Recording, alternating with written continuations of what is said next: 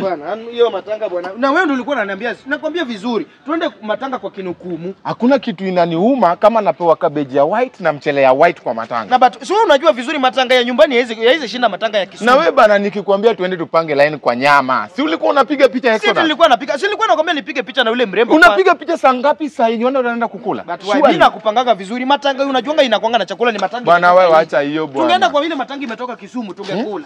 Catering tatu. Wangenipea. Mimi ningetoka tu hapo ja. Wangenipea.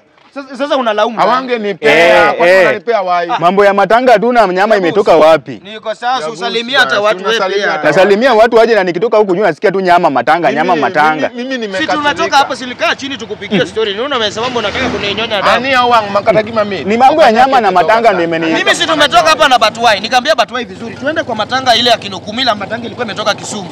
Pale ni walikuwa wameweka budget. Catering ngapi? 3. Catering 3. Batwai anasema eti tuende kwa hii matanga ya kina Joshua. Joshua wale hawana pesa. Hiyo ndio ilikuwa karibu. Ile lazima uende na fare. Na niwaulize kwani nyinyi mtamu mlikosa kazi ya kufanya?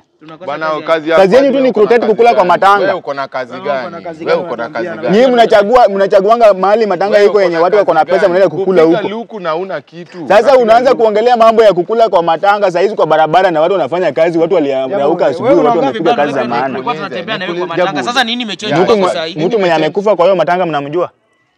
So umecheji ulioa? Sasa hata kuoa Batwai. Kwani lazima ujue mtu amekufa ndio ukule kwa matanga? Waacha kwanza, swali ni mtu mwenye amekufa kwa hiyo matanga mnamjua?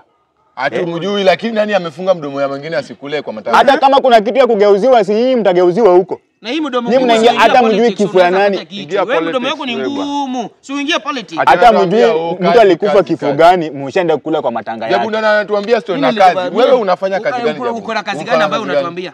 Mimi nimetoka kwa shughuli zangu. Uko na kazi gani? Shughuli gani unafanya? Hata kama nafanya kazi ya kutafuta kazi, at least najitoma. Batwai tuende bwana. Unasikia ile matanga inafika sasa hivi. Fanyeni kazi ya kukula kwa matanga huko. Wanaume useless. Nairobi kazi ya kukula kwa matanga, mnakula kwa matanga, mna balance kukula kwa matanga. Mkisikia huyu amekufa huko mnaenda kukula. Na wafuate nikienda wapi? Mimi niwafuate niende kwa matanga. Wani wenye wamekufa ni ma relatives zao bwana. Endeni kwa matanga bwana. Kama unataka kwenda kwa matanga. Unaona hata yule mtu wenyu mwenye kwa mgonjwa. Nyinyi mnatamani tu watu wakufe mkule. Hata watu wakukula. Matanga yenu hata mlikula.